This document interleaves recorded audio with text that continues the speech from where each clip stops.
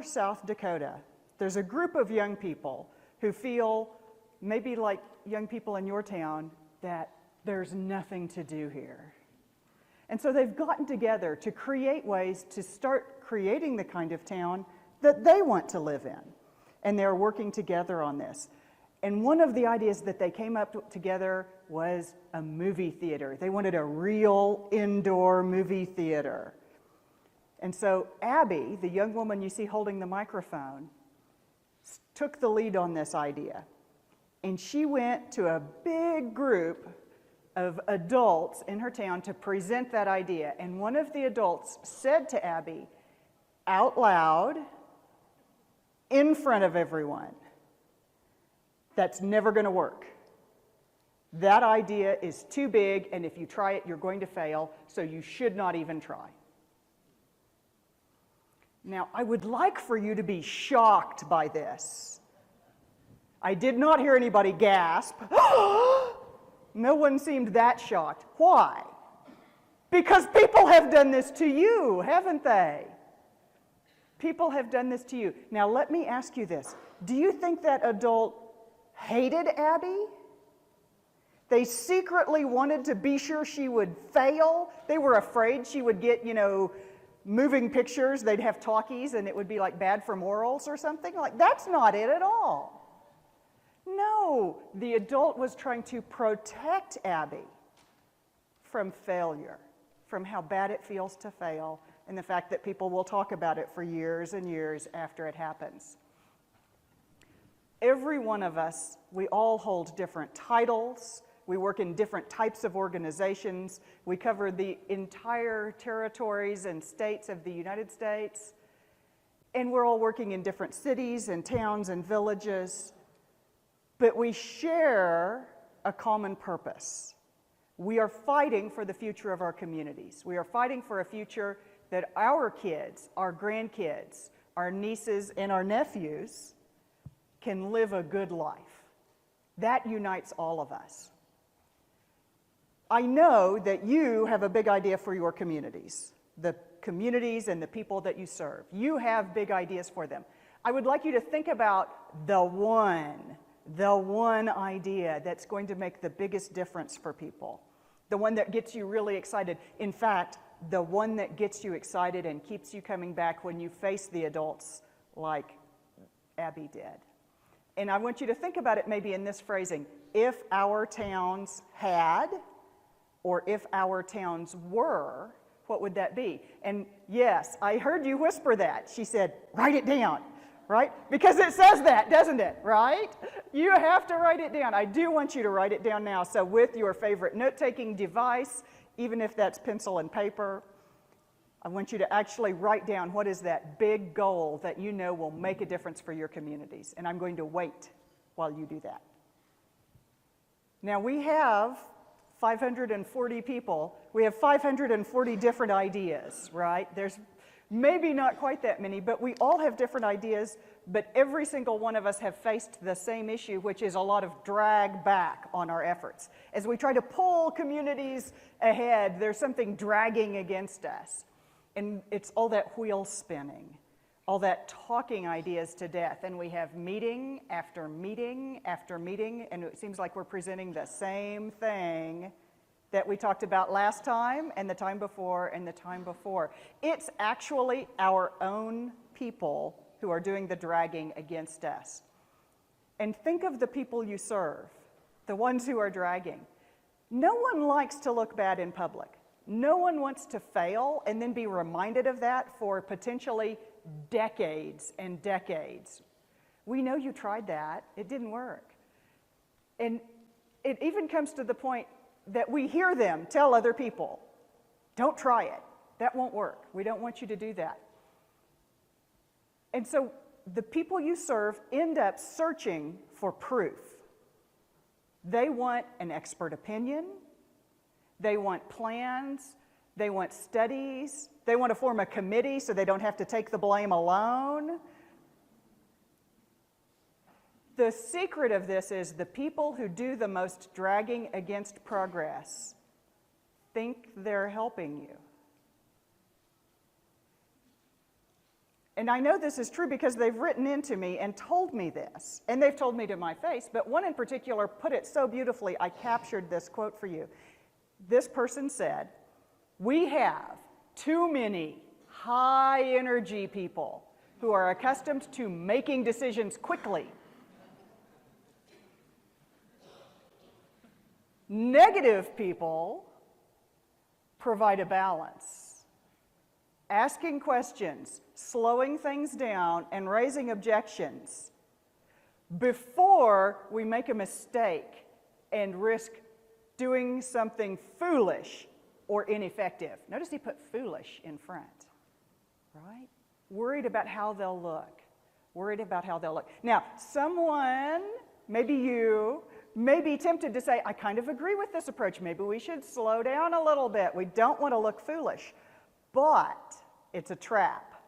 And the reason it's a trap is that we are actually terrible judges of risk.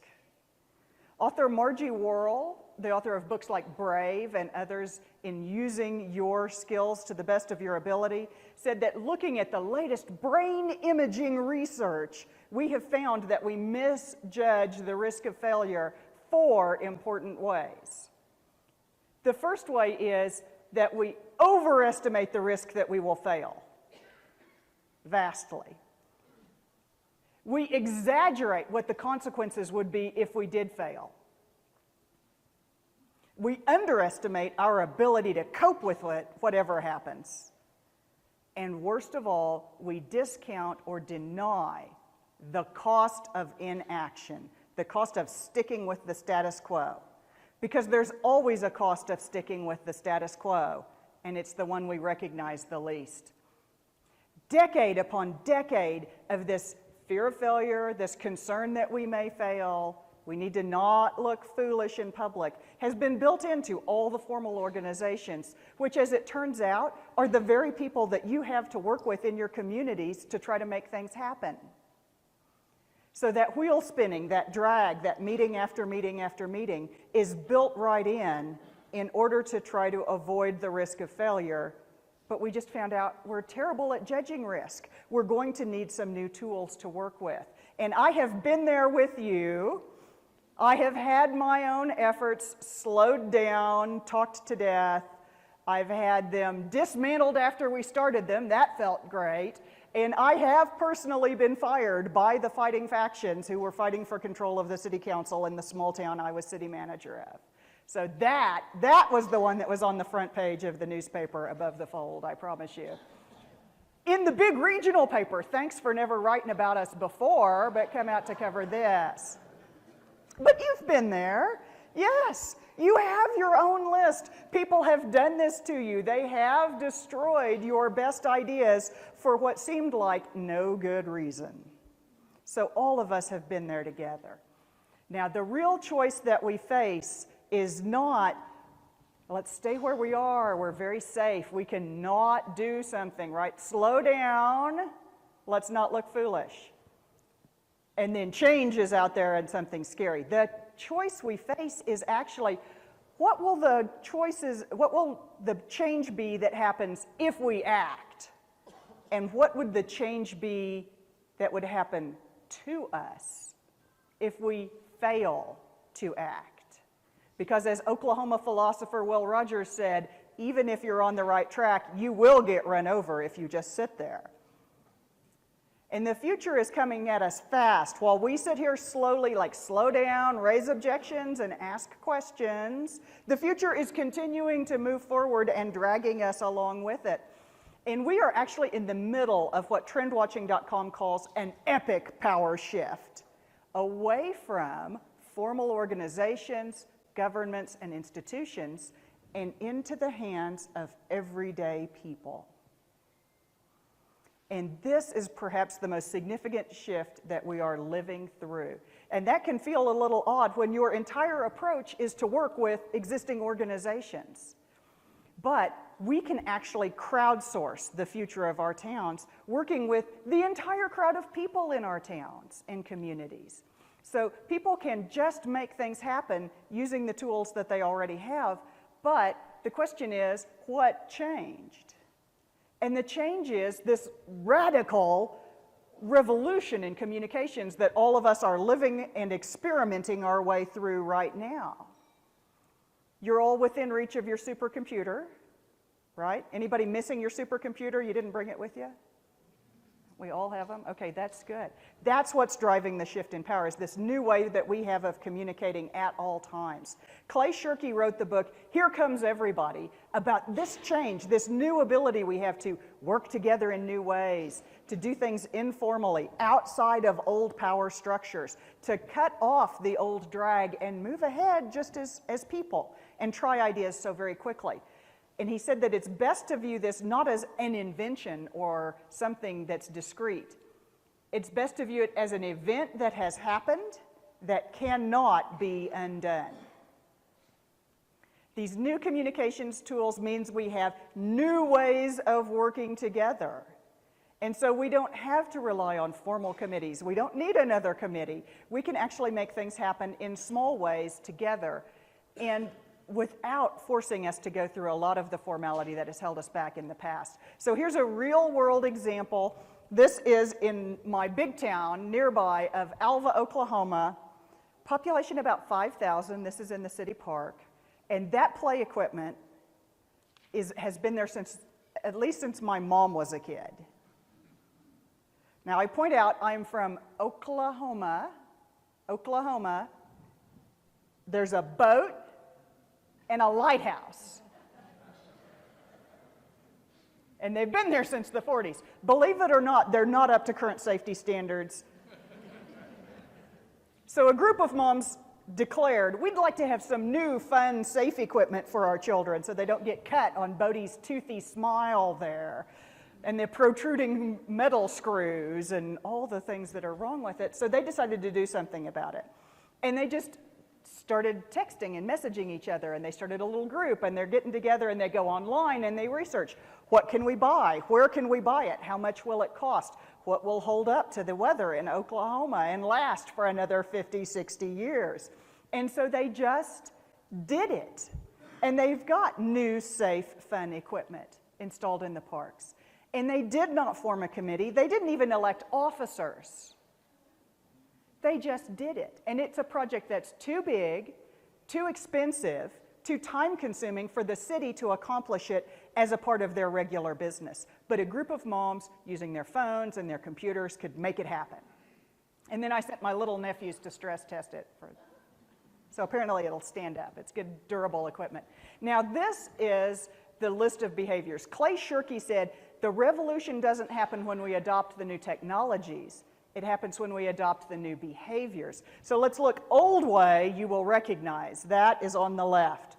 It's the formal organizations under control of just a few individuals who decide in isolation from everyone else, and they decide for everyone, right? They decide for everyone.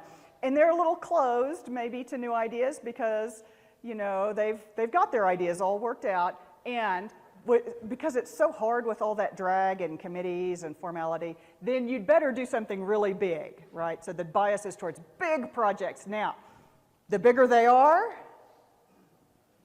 the harder they fall. So the failure then at a huge scale, of course, is a terrible thing. So let's look at the new way. That is on the right, the informal, almost to the point of being chaotic, because it feels like no one's in control. And we've got the entire crowd able to test instead of deciding. And they're very connected with each other using these new communications tools. We stay in connection. And open to new ideas, happy to see different ideas that we can work with. Very small initial tests. And then failure is very valuable to us because we learn what works by doing it really small. So that's exactly the kind of behaviors that the group of moms in Alva used to get us that new play equipment. The problem is our old formal organizations, which are still operating how? With the meet and plan method. Any idea, what do? We say, let's hold a meeting and write a plan, right? That is the way we do everything. That structure, then where does the plan go? On the shelf. And it's like they're numbered, it's like 223. 'There's a lot of plans up there. Do you have a shelf like that? A few people, yeah, we've got a shelf like that. I know when I was in the city, we had a big shelf full of plans other organizations had written for us and imposed on us, as well as the plans we had written for ourselves. So we're going to need some new tools, some new ways to work together. And that is going to enable us to use the technology that we already have, to be able to work more informally, take advantage of this epic shift in power, and work the way that the group of moms did to get things done in a new way. Now, I have been working on researching this so that we could figure this out, because it's a question I've been working on since I started, well, probably forever, but I started writing about it in 2006, and I've been thinking about it ever since. We've also run 3 rounds of the survey of rural challenges, and over 1,000 rural people have told us what the challenges are in their communities, the biggest challenges they face. And I've also researched change science and behavioral motivation, open networks, how you create a revolution.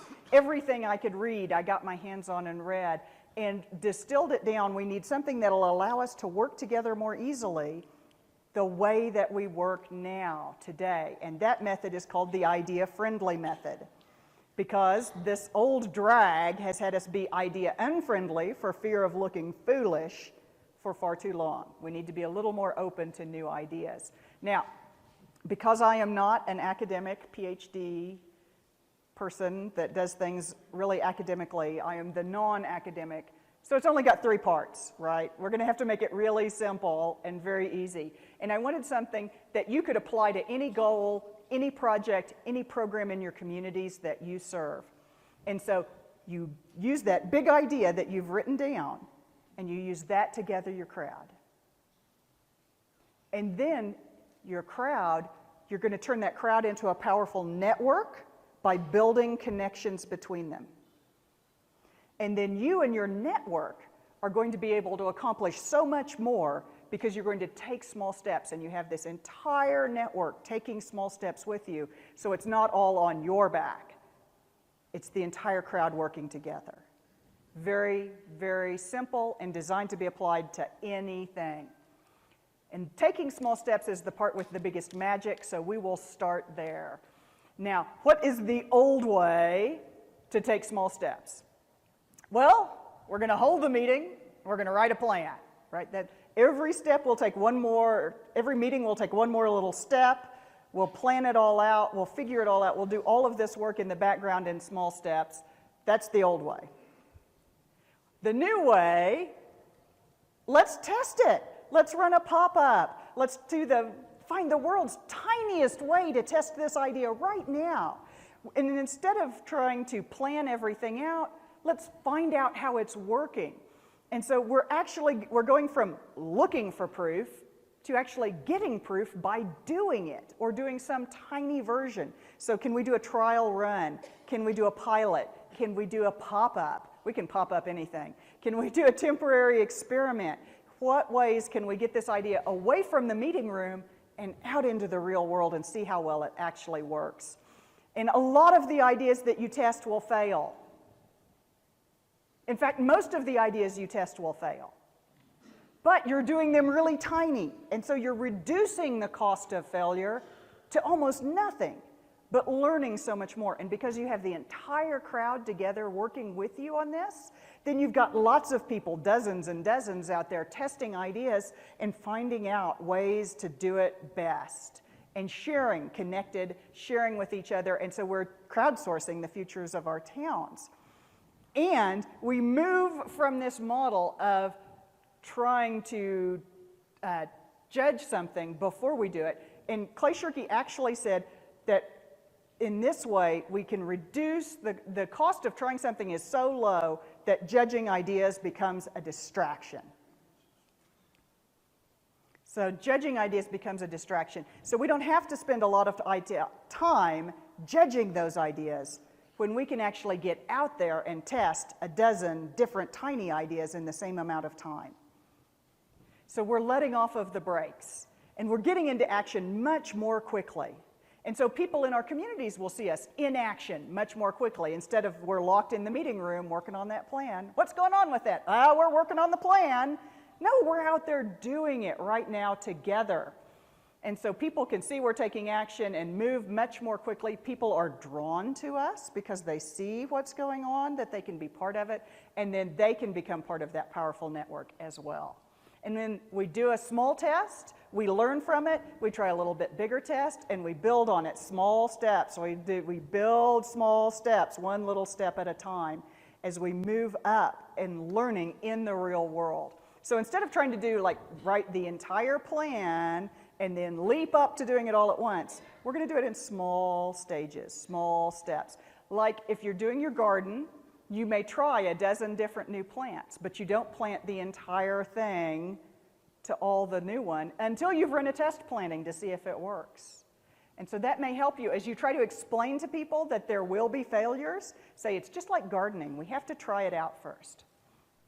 Authors Chip and Dan Heath said that the best solutions are strikingly smaller than the problems to be solved, especially when we're dealing with complex human problems, which is everything we deal with, right? The complex human problems. And when you apply taking small steps to the process of going into business, you get the innovative rural business models, tiny and temporary ways to go into business.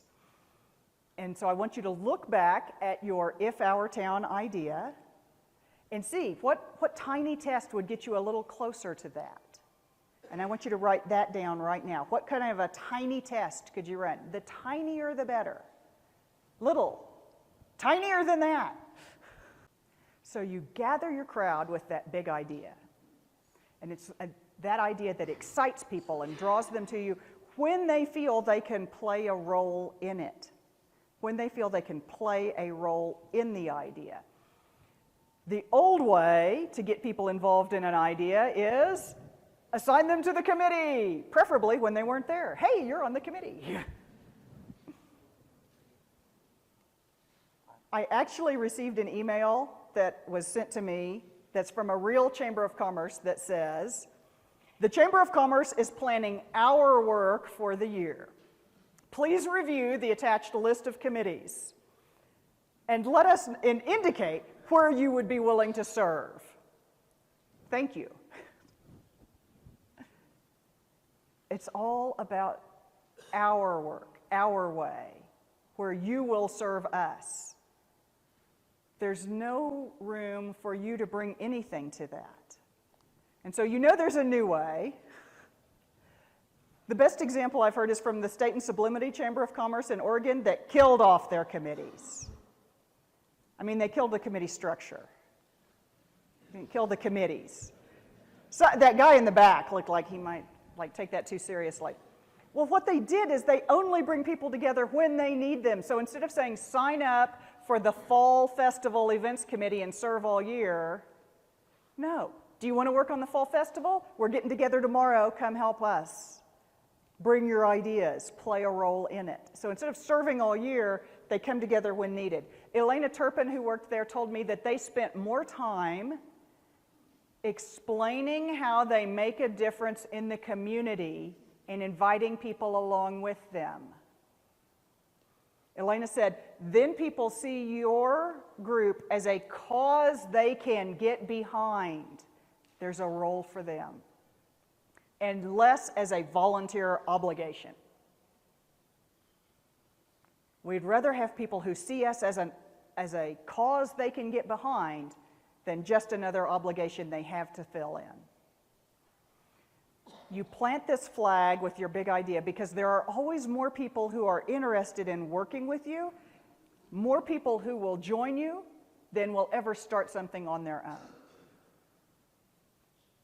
And they need someone to start it in a way that has less formality, less of that drag built into it, so that they see there's an opportunity for them to do something with it.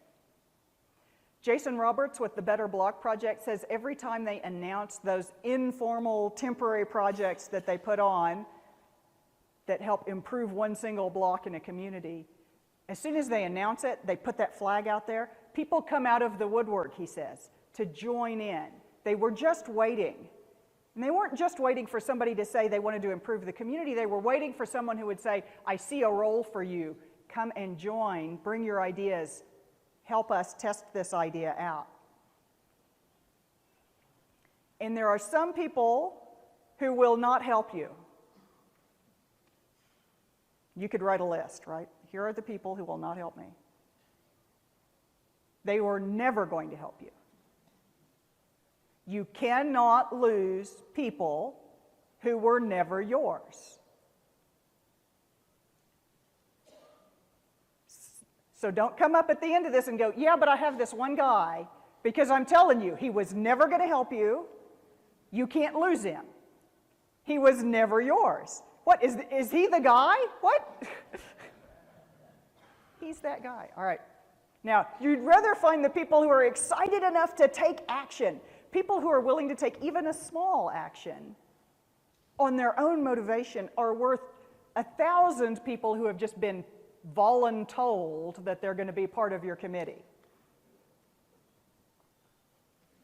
So I want to tell you about a particular town. This is Pullman, Washington, and they have kind of a dirty sidewalk project because they're in Washington and it actually rains there as opposed to my place where it never rains. So like when it rains, then it'll wash dirt and leaves and trash up onto their sidewalks. And so their sidewalks always look like there's been a disaster. So they actually did a cleanup day one time and they all got out and cleaned up all the sidewalks and it looked great.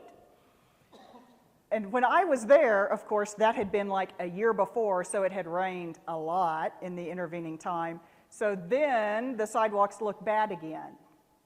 And I can't tell you how many people actually mentioned to me the problem with the sidewalks. And when we went back into the room after we did our walk around, there was a lot of discussion about how we needed to do another cleanup project. And and people are going, we really should. And one guy says, oh, the Chamber of Commerce did it last time, so I think the Chamber should do it again. Like he's throwing it at her from across the room. You've been javelined before, haven't you? And you could see her. It's like her pen suddenly weighed 1,000 pounds. She picks up her pen. Oh, gosh. She's going to write it down. Just one more thing that I have to add to my list of stuff. I said no. If you are not willing to take it on, it is obviously not your priority right now. So you don't need to do it. And it's not going to happen right now. And we sat with that for a little bit, and they were very uncomfortable. And we waited, and then very quietly, a small woman off on one side of the room says, and her name's Willow. And if you see the guy in the red and white striped shirt, big wide red and white stripes, right behind him are two little tiny faces. And she's one of those. So if you watch, I'll put a circle around her. She's right there. That's Willow. That's how big of a space she takes up in this meeting room. This little tiny voice, she says, I'll sweep my own sidewalk. Perfect. Absolutely perfect. That's the takeoff point. I said, that's great. I want you to take pictures when you do. I want you to put it on social media. And I want you to hashtag it, Clean Your Own Sidewalk Day. And I want you to tag somebody that's your friend and go, Clean Your Own Sidewalk Day. And then, every time you do that, more people will join you. More people will join you. That's where the movement will begin. One individual who's willing to do it. You gather your crowd by being conspicuous, doing your thing in public. That's how you gather your crowd. The consensus will not come from voting on what most people want. If we had taken a vote in that room, every single one of those civic leaders, university leaders, business leaders, every one of them would have voted in favor of forcing the chamber to do a cleanup project. But not a one of them would have led that project. Consensus does not emerge from voting. The consensus will emerge from action, from the people who are willing to take action through their own motivation. That's where real consensus comes from. And in fact, that's what happened in Pullman. Now, because of what Willow started with her Clean Your Own Sidewalk Day, Wednesday is Clean Your Own Sidewalk Day, and in the overnight hours, the city sends around the street sweeping machine, and so they all sweep it off the sidewalk into the gutter, the city picks it up. The consensus emerged from the action. So I'd like you to think about that. What's the equivalent of your Clean Your Own Sidewalk Day? And it might be related to that small step you wrote down. And so if you can find a way to do that, that the small step is something that's public, that'll draw people to you, that's what I'd like you to write down now. The next thing we're going to do is we are going to turn your crowd into a powerful network. And to do that, we have to build connections between people. So the real-world example of this is from a woman named Jessica, who is an economic developer in Idaho. And she is dying to get a microbrewery in her town. She may have the only town in Idaho that doesn't have a microbrewery yet. She would like to get one. And so the old way, because she works for the Economic Development Committee, right, the old way would be she could refer that, bring it up at a meeting of the board of economic development. And they can send it to the subcommittee on business development, right? And the subcommittee can order a feasibility study, right? Let's check the market. So we can order the feasibility study, and then we can check those numbers, get an expert opinion, and then if the subcommittee likes it, they can send it back to the full board. At the end of the year, the full board can look at all the recommendations, decide which ones are important enough, look at all the feasibility studies, decide which ones they'll add to the plan for next year, and then, if all of that works out, then we can order the executive director to go start some closed negotiations with another microbrewery. Maybe we can lure them to open a branch microbrewery, or we could like steal them entirely, right? We could steal somebody else's microbrewery. So what's the new way? Let's just start a homebrew group. Let's find out who in our town likes to brew beer. Let's get them together in somebody's backyard. Let's connect them online, get them a group on Facebook, let them talk. What's going to happen? I mean, they're going to drink beer, yeah, but they're going to do a beer tasting. They're going to create things. At the end of this, what happens? You get a microbrewery out of the deal. If there's someone in your town who could make the leap, that's the way they'll make it, is when they have that network of support. People who can answer their questions, that can take them somewhere and meet somebody that's done the leap themselves. And so that is how you get to the point of being ready to create your own microbrewery, by building connections. And an important key here, when I said to hold a gathering, I did not say hold a meeting. You do not elect officers, have a treasurer's report, we're making notes, we've got accountability. You promised you were going to do that thing. Did you follow up? Right? Like, we're not doing it like that. I mean, get together with a friend, have a beer, and go from there. Chaotic, informal. And we get together people in person because community happens when people talk to each other. That's our single best way to build community, is to get people to talk to each other. When you apply this idea of building connections to the process of entrepreneurship and going into business, then you get the rural jobs creation strategies, which is where we are helping entrepreneurs connect to the resources they need and helping entrepreneurs to support each other so that they can make entrepreneurship self-supporting in your community. And that's the way we create jobs in rural areas especially.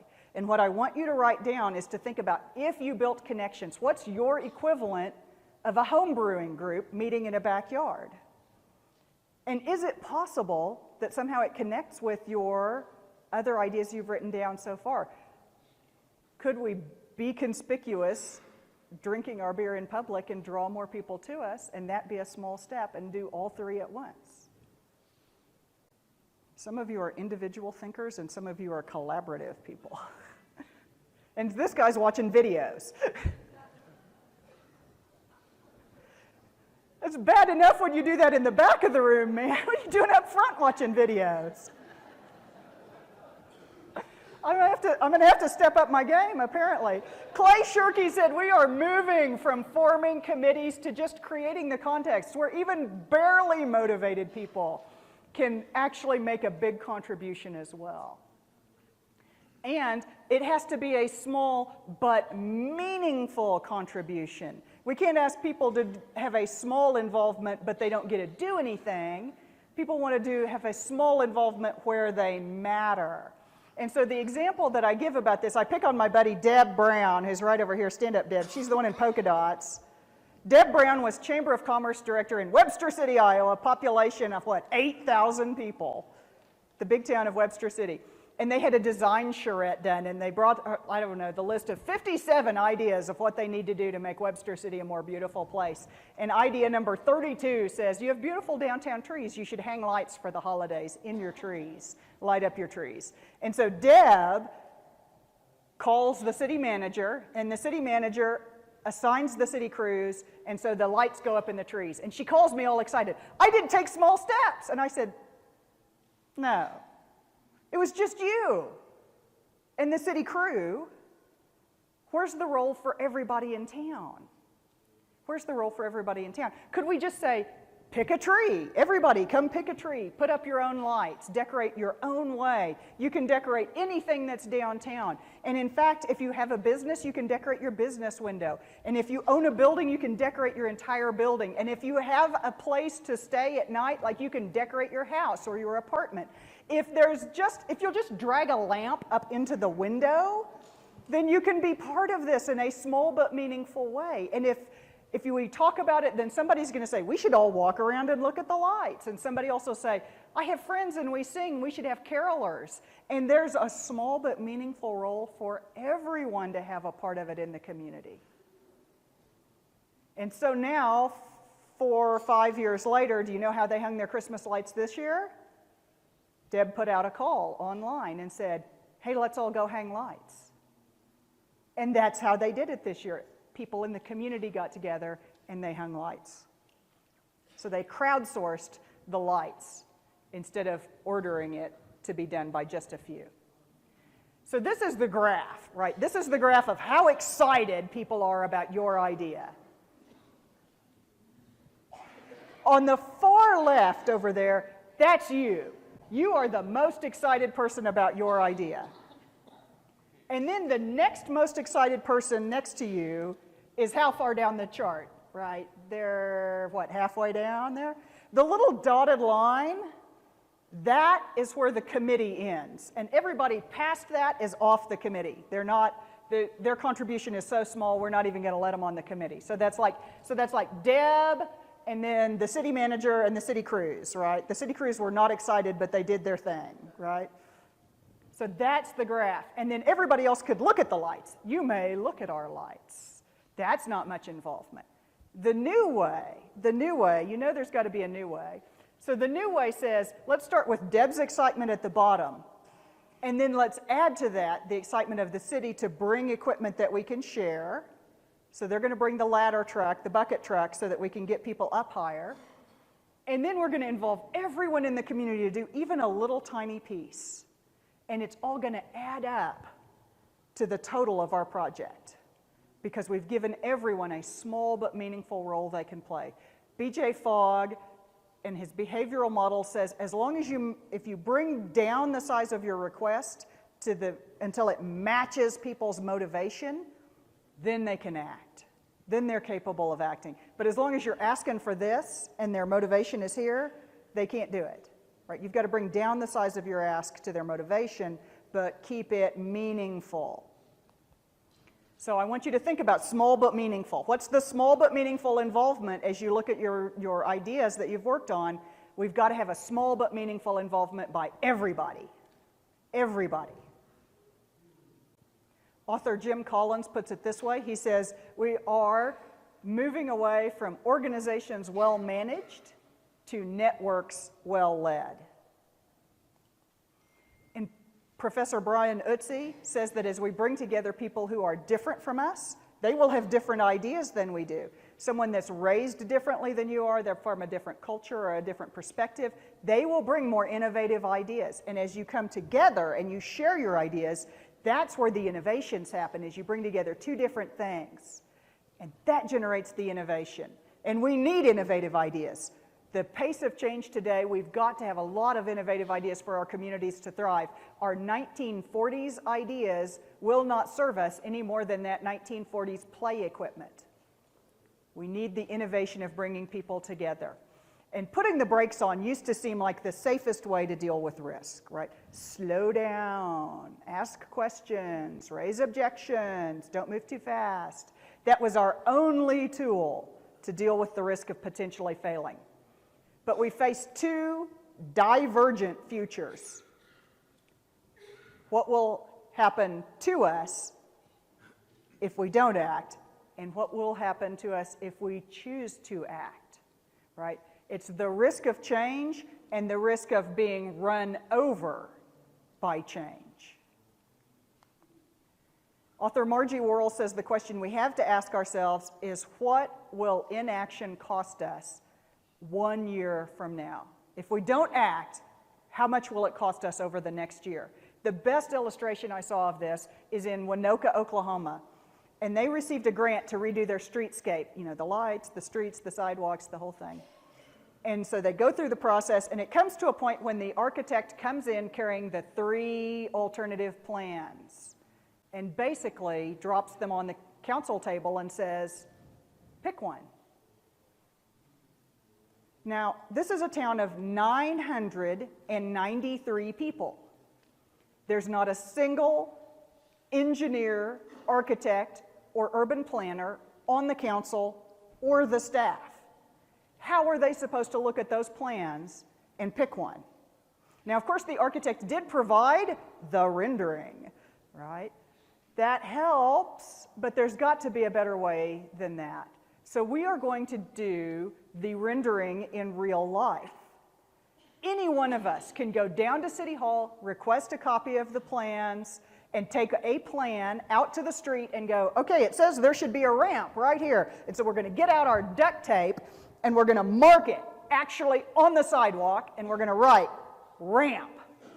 And then right here it says there should be a bump out and there need to be plants in that. And so we're going to go get some potted plants. Where can we find some potted plants?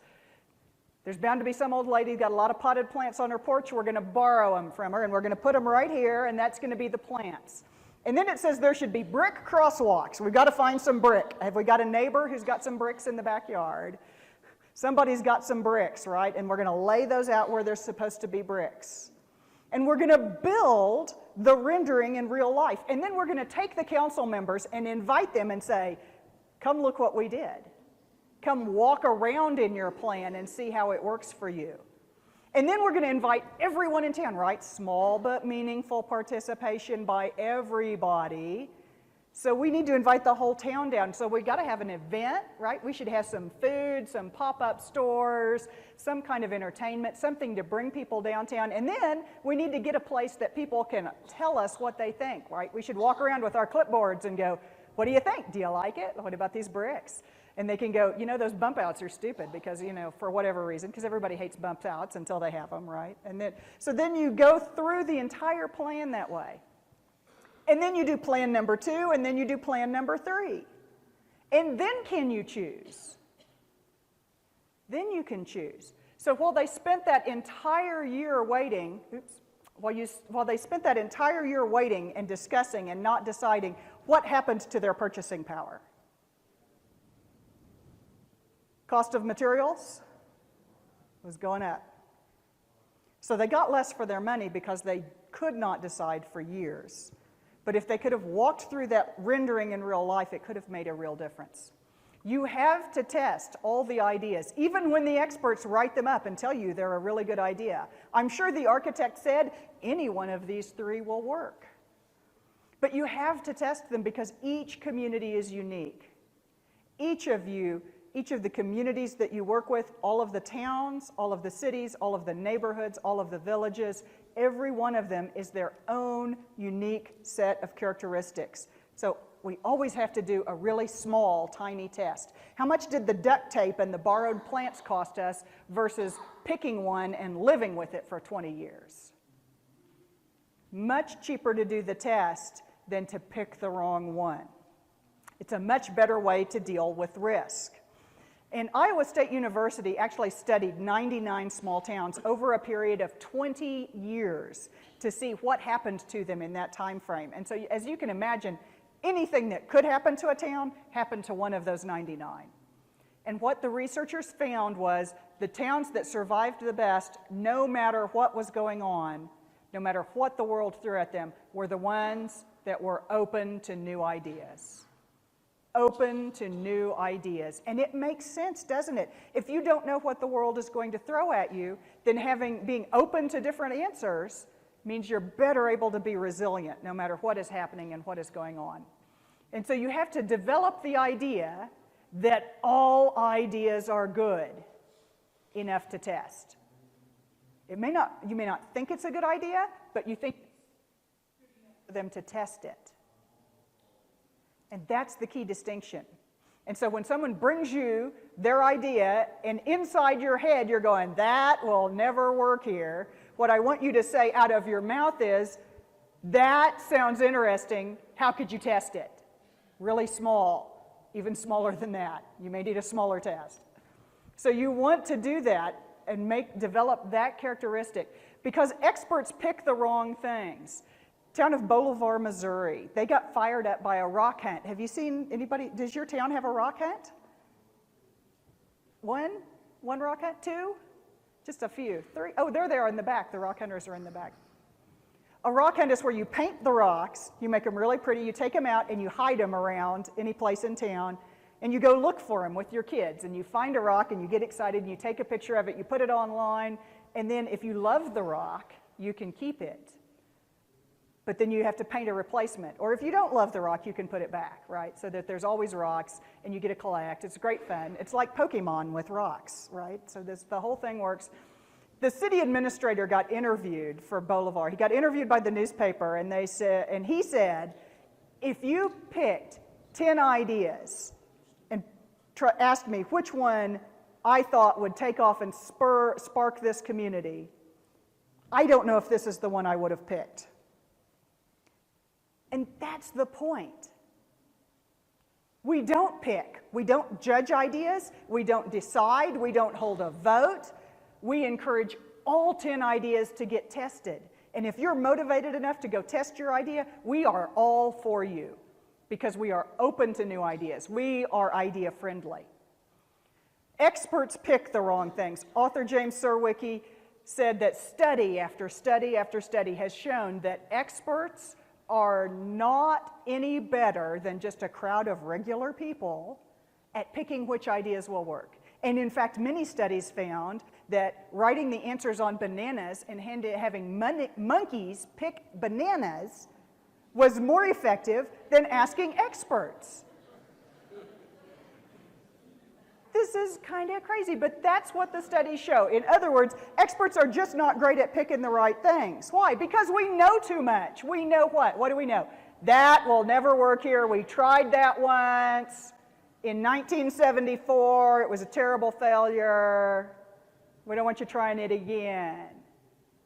So the power is shifting from the hands of the experts and the organizations to everyday people. And so we have to turn our attention not just to the communities we serve and their formal boards and organizations and officials. We have to look at everybody. We have to look at everybody. And so we want to move from picking or trying to decide which one will work to actually testing. We're moving from deciding for everyone to trying out all the different ideas. And so as we give up a little bit of control, there may be some concern. I used to get to decide for people, but we take on a new role. We are the venture capitalists of new ideas. So we ask everyone for their ideas. We want to collect all the ideas that are going on. We encourage everyone, no matter how out there their idea sounds like. We want to encourage them to test them all. And then we invest our organization's limited funds only in those that have proven themselves to be working in testing. And so we are constantly in the position of creating connections, building connections between people, helping them find the resources that they need to be more successful, encouraging people, encouraging tests, but not in the position of telling people, we tried that once. That'll never work. You should not even try it. The time has passed when a few influential people could gather in a room, to decide what a city's future will be. Instead, the future of your city or town or village or community or neighborhood is determined by the actions taken every day by regular people based on what they see as the city's future and their role in it. That's Carol Coletta from the Kresge Foundation.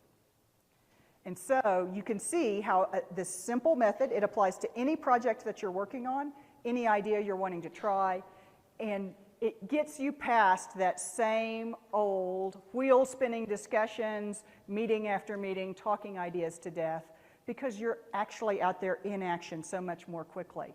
And you'll want to either write this URL down, this website down, or you'll want to take a picture of this. It's saveyour.town/gift, because some of you are thinking that one person who really needed to hear this wasn't here.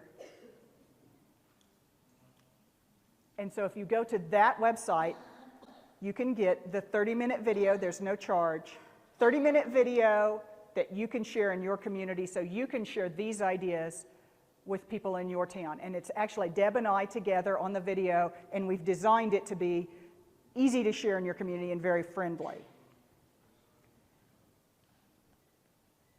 This new way of working together means that we're building social capital, we're building possibility, building prosperity, and we're giving everybody the chance to participate in building the kind of community that we all want to live in, whatever our each individual view of that is. And so there's less risk because we tried the ideas first, so much less risk. So instead of worrying about the risk, we're mitigating the risk by testing smaller.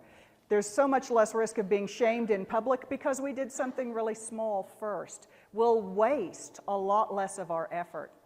And so that's why I'm calling on you to join the idea-friendly revolution with me, because it is a revolution. We're transferring power from those formal organizations to all of us. It is a revolution. And you don't have to be an expert. We already established that. You don't have to be an expert. It does not matter how much other people are closed to new ideas, because it's all about you and what steps you take. It will never go back to the way it was. You have to start from here and go forward. And you are the person who's best positioned to spark this revolution for your communities, the communities that you work with.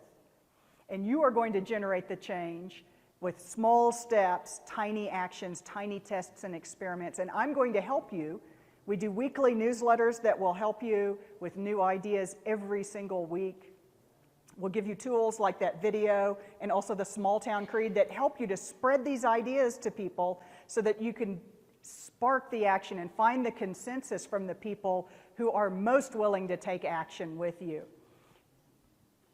You've already started your idea-friendly journey. You have your notes. You are on your way to becoming idea-friendly. And it's If Our Town.